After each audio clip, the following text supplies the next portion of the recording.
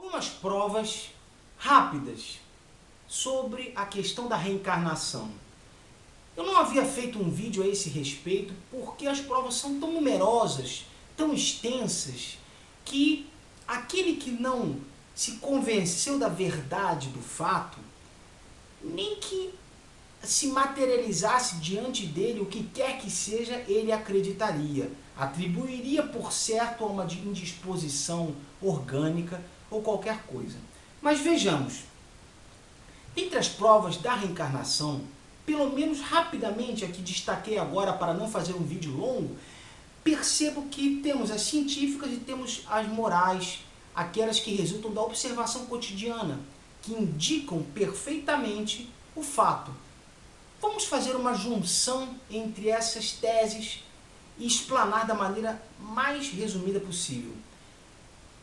Um dos casos relatados por Ian Stevenson, pesquisador não espírita, que publicou um livro chamado Casos Sugestivos de Reencarnação, centenas de casos que ele pesquisou, um deles realmente é capcioso, é para mexer com a imaginação de qualquer pessoa. Trata-se de uma criança dos Estados Unidos, chamado Ian, se não me falha a memória, que ele nasceu e pouco tempo depois, muito pequeno ainda, acreditava ser o avô. Dizia que era o avô, tinha os mesmos hábitos do avô, se comportava da mesma forma, se dirigia à mãe como se fosse o pai dela, dizia as mesmas expressões que o pai dela dizia em vida, e perguntava coisas da infância da mãe que somente o avô dele saberia, a respeito das cores de um cachorro, que ela sempre confundia a cor, coisas desse tipo absolutamente perturbadoras. Mas o detalhe interessante é que o pai desta criança, o avô desta criança, havia sido policial e havia desencarnado num acidente, num assalto dentro de uma loja de conveniência. Quando os ladrões chegaram e viram que se tratava de um policial, deram-lhe um tiro e o mataram. Esse tiro atravessou exatamente um ventrículo específico do coração e com aquele rompimento a hemorragia levou o avô à morte.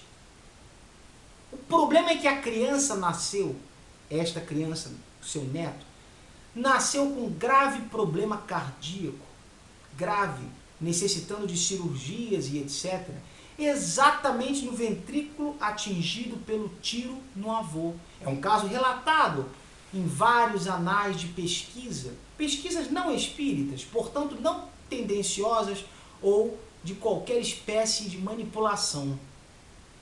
Juntando a questão da deficiência cardíaca com o tiro no avô, com os relatos que a criança fazia dizendo ser o avô, é um caso realmente perturbador.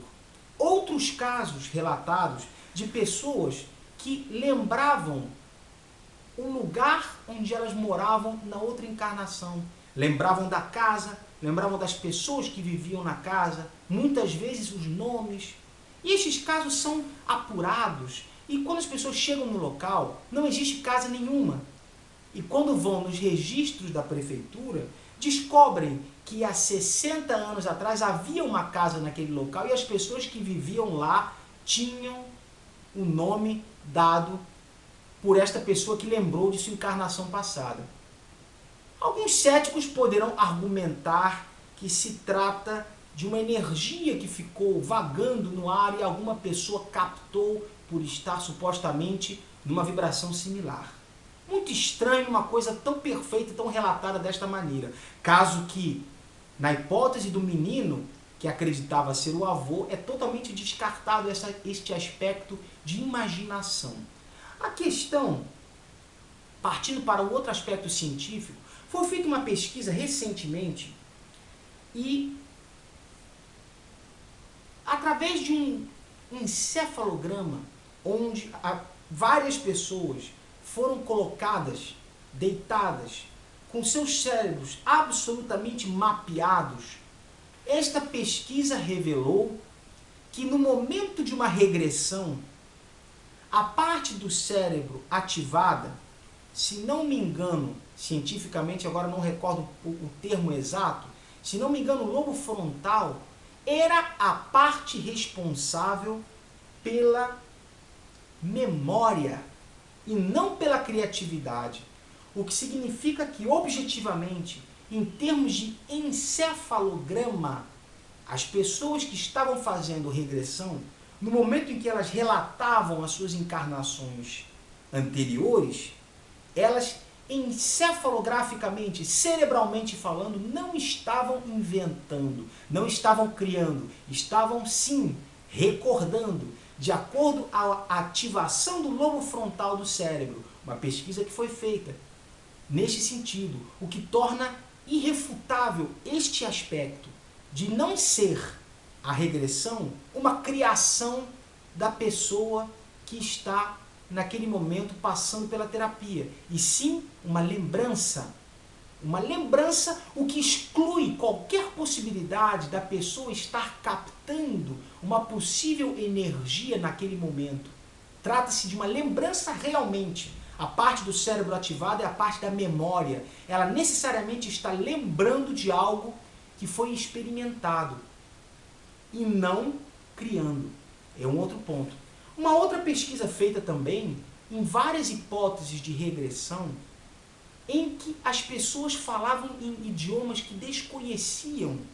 Falavam em idiomas árabes, idiomas de diversos lugares que eles desconheciam. Houve um relato uma vez de uma criança, inclusive, adolescente, inclusive americano, onde ele começou a falar uma língua, numa hipótese que houve de regressão de memória, começou a falar numa língua desconhecida. Ninguém conseguia saber. Um dos amigos supôs que se tratava de um idioma oriental. Um especialista em línguas orientais ouviu a gravação do adolescente na situação de regressão e não conseguia entender. Foi a um outro especialista em línguas antigas, de línguas mortas do Japão. E ele teve também muita dificuldade, mas ele conseguiu capturar os sinais, os signos, e disse: este é um dialeto que já não se usa mais há séculos, que se utilizava no interior do Japão. E eu fiz a pesquisa, codifiquei e tenho aqui os resultados.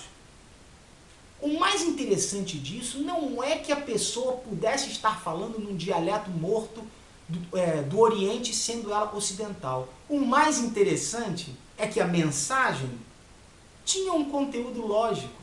A mensagem tinha um conteúdo de ânimo, um conteúdo de consolação, estimulava as pessoas a se manterem sempre na senda do bem. Isto no dialeto japonês. A questão é interessantíssima, porque desde o momento em que, numa hipótese de uma regressão, a pessoa fala idiomas que desconhece, o interessante é ver o que ela diz, que frequentemente faz sentido, é inteligente, coerente, apresenta algum cunho filosófico. Isto é um aspecto muito interessante. Os demais aspectos que destaquei a respeito da reencarnação é que as ideias que nós temos inatas, as inclinações para uma atividade, as dificuldades para outra atividade, os traumas que nós trazemos já do berço em relação à água, ao fogo, ou a determinadas situações paradigmáticas, determinadas características que parecem vir conosco, não se explicam com muita frequência, o que retira qualquer tipo de regra no sentido hereditário, não se explicam pela hereditariedade. Qualquer pesquisa extensa de hereditariedade não indica, muitas vezes, uma tendência artística, uma tendência literária, científica e etc. De onde provém, quimicamente, morfologicamente, em termos de DNA, em termos genéticos e hereditários, de onde pode provir um conhecimento organizado, como a técnica de tocar um instrumento, que é uma técnica organizada? Esta técnica organizada, este conhecimento, como pode ser ele transmitido através de fibras celulares, musculares, genéticas? Como pode transmitir um conhecimento que é dinâmico, que se modifica, que se adapta a cada situação, é uma situação diferente? Isto é um ponto muito interessante. E aí deriva deste assunto a questão do gênio. Porque o gênio não é um privilegiado de Deus. O gênio não é alguém a quem Deus colocou sua varinha de condão mágica e beneficiou-o de alguma maneira. O gênio, assim como Louis Pasteur, assim como Gandhi, assim como Bach, Beethoven, Mozart, Renoir, Van Gogh, todos os grandes gênios da humanidade são construções que eles realizaram no espírito, encarnação após encarnação, seja neste plano ou seja oriundo de outro plano para este. São construções do empenho do espírito. Este é um ponto fundamental. Assim como as nossas tendências, as inclinações, as facilidades, a inteligência brilhante, a inteligência mais mediana, são construções do espírito. Muitas vezes nós temos em nossa encarnação oportunidades de estudar, oportunidades de aprender e nos regozijamos na preguiça, nos mantemos inertes, desaproveitamos e desperdiçamos a encarnação sem desenvolver os dons da cultura, da sensibilidade. É claro que em outra encarnação não teremos construído aquilo que nossos irmãos construíram e aquilo que os gênios constroem e nos surpreendem com muita frequência. Muitas vezes as crianças prodígio demonstram, além de uma habilidade meramente mecânica, fruto talvez de disciplina, mas apresentam uma genialidade intrínseca, um talento. Mozart, para citar o caso mais paradigmático, era um gênio da criação desde muito criança, independente de qualquer tipo de automatismo imposto, arbitrário ou disciplinar. É um outro ponto muito interessante que o espírito cria e traz de suas encarnações para esta.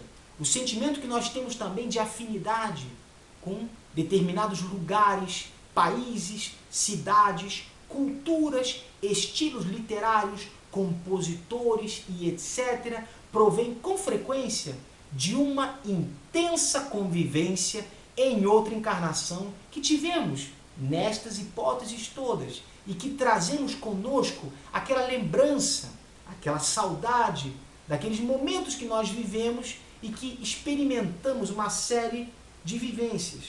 Um ponto que pessoalmente tenho observado e que por acaso ainda não li em lugar algum é que qual é a razão pela qual nós temos à nossa disposição tecnologia, medicina mais avançada, uma série de direitos humanos mais respeitados que anteriormente, ainda que não estejamos num patamar ideal, mas qual é a razão pela qual nossa situação de vida que nos cerca, os confortos, as possibilidades, o aumento da expectativa de vida, as situações sociais e etc., por que estas características são melhores para nós do que eram no tempo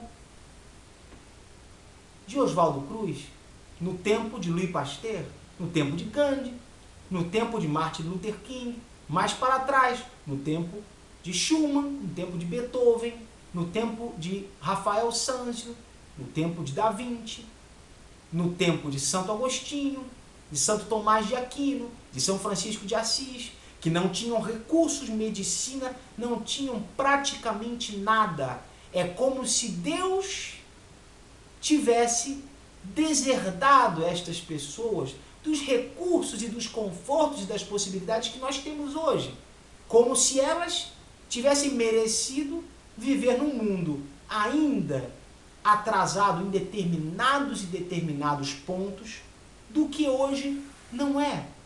Algumas pessoas dirão que a situação hoje é difícil, mas convenhamos, na passagem do século XIX as pessoas trabalhavam 18 horas por dia, ficavam cansadas, perdiam um membro e não se aposentavam porque não existia aposentadoria. Não existiam os direitos trabalhistas que no Brasil só foram realmente considerados com mais vagar a partir da década de 40 com Getúlio Vargas, do século passado, 1940 aproximadamente. Ou seja, vivemos em épocas mais difíceis. Atravessamos no século passado Primeira Guerra, Segunda Guerra, passamos pela Guerra Fria, passamos pela Revolução Francesa mais anteriormente, passamos por muitas situações deletérias na sociedade. Por que eles viveram isso e nós não? Porque nós temos o nosso carro que funciona, o nosso celular que nos atende a qualquer momento do dia ou da noite, em qualquer local, ou quase em qualquer local. A única explicação que possa concatenar este fato com a justiça de Deus é que nós somos os mesmos, aqueles que estavam lá, passando aquelas dificuldades e que construíram catedrais, construíram pontes, construíram uma série de facilidades que ficaram para a posteridade, vieram depois e estão vindo e reencarnando para vivenciar aquilo que eles deixaram. Nós que estamos hoje com mais conforto, já fomos nós ontem, quando havia menos conforto e mais dificuldades. Somos os mesmos, grande parte de nós, que estamos em experiências terrenas constantes, encarnando e reencarnando para a depuração e a evolução, porque tudo no universo é movimento.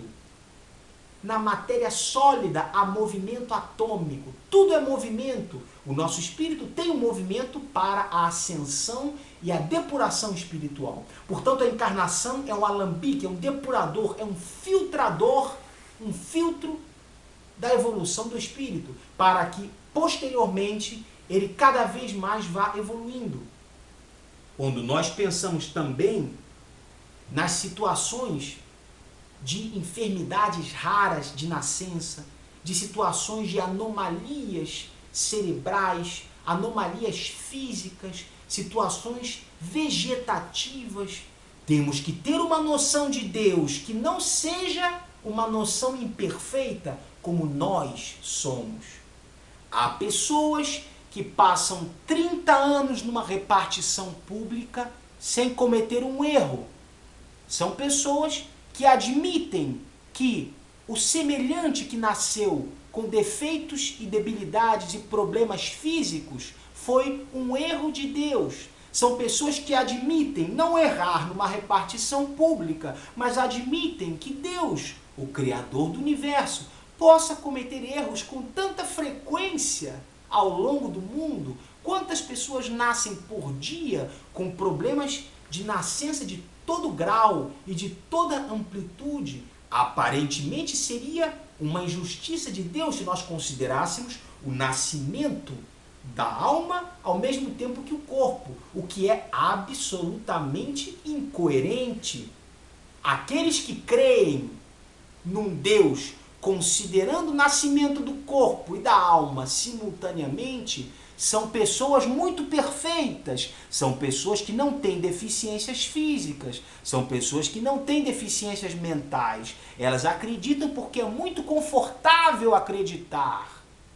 Mas certamente, se elas tivessem nascido com problemas, elas muitas vezes se questionariam a respeito da justiça de Deus. E a reencarnação é a única possibilidade de entender o destino do ser humano, a sua situação, como consequência depuradora das encarnações anteriores.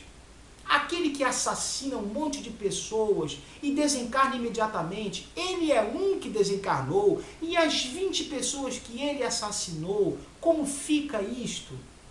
São situações que são resgatadas em diversas formas, mas não existe injustiça, e da mesma forma, quando o espírito renasce numa situação de expiação, ele simplesmente está depurando o seu espírito pela compreensão viva e dolorosa das realidades e das situações que, às vezes, ele próprio provocou pessoas que utilizam a inteligência para o mal, que utilizam a sagacidade, a cultura para lesar e para prejudicar o seu semelhante, frequentemente vêm com problemas graves no mecanismo ou da fala, ou no mecanismo muitas vezes mental, porque utilizaram dos dons mentais e da inteligência para o mal. É preciso que elas aprendam o valor e a importância da inteligência, mas não se trata de um aprendizado didático, se trata de um aprendizado prático, na pele, para que este ensinamento fique gravado de verdade e a evolução possa ser verdadeira. Não se evolui com conhecimento didático teórico, se evolui com experiência gravada e marcada no espírito para que o espírito entenda o valor de cada coisa. Portanto, estas hipóteses, essas situações mostram que a reencarnação é uma situação absolutamente incontestável, sobretudo porque poucas pessoas sabem que mais ou menos 2/3 da humanidade atual, dos encarnados, aproximadamente mais de 60% das pessoas encarnadas na Terra adotam religiões, seitas e crenças que têm, sob diversos ângulos, a consideração da reencarnação. Isso é uma questão que poucas pessoas sabem. A maioria dos encarnados na Terra crê na reencarnação, que não é uma crença, é um conceito tranquilo, uma lei da natureza, que provém de muito antes de Cristo, provém de uma época extremamente recuada da humanidade. Já Sócrates e Platão tinham esta noção clara, absolutamente tranquila a respeito da reencarnação. Provém dos gregos, provém de muito tempo para trás, não é um conceito desenvolvido a partir da doutrina espírita. Ele já provém de muito antes. E no vídeo que falo sobre a reencarnação na Bíblia, demonstro os pontos em que o Cristo deixou claro, porém não tanto que turbasse a atenção das pessoas para aquilo que era importante. O Cristo não poderia dizer tudo de uma vez. É por isso que ele falou: virei posteriormente através do Espírito de verdade e vos trarei as verdades que faltam. Porque ele não havia dito tudo. Porque no momento importante era outra coisa. O importante era a moralidade. Amai-vos uns aos outros primeiro. 20 séculos depois, 19 séculos depois, já entendestes, agora entenderás por que existem deficiências na Terra, existem problemas, e por que a reencarnação se mostra uma lei complexa, que deve ser entendida e estudada. Reencarnação não é estou pagando o que fiz. Isto é reducionismo falso. Pagando o que fiz não existe. Não existe pagar. Deus não é cobrador. Deus não tem legião de cobradores com boletos bancários. Não se trata disto. O que ocorre é que o aprendizado, a pedagogia, requer a expiação, requer a encarnação de aprendizado. Nós precisamos aprender.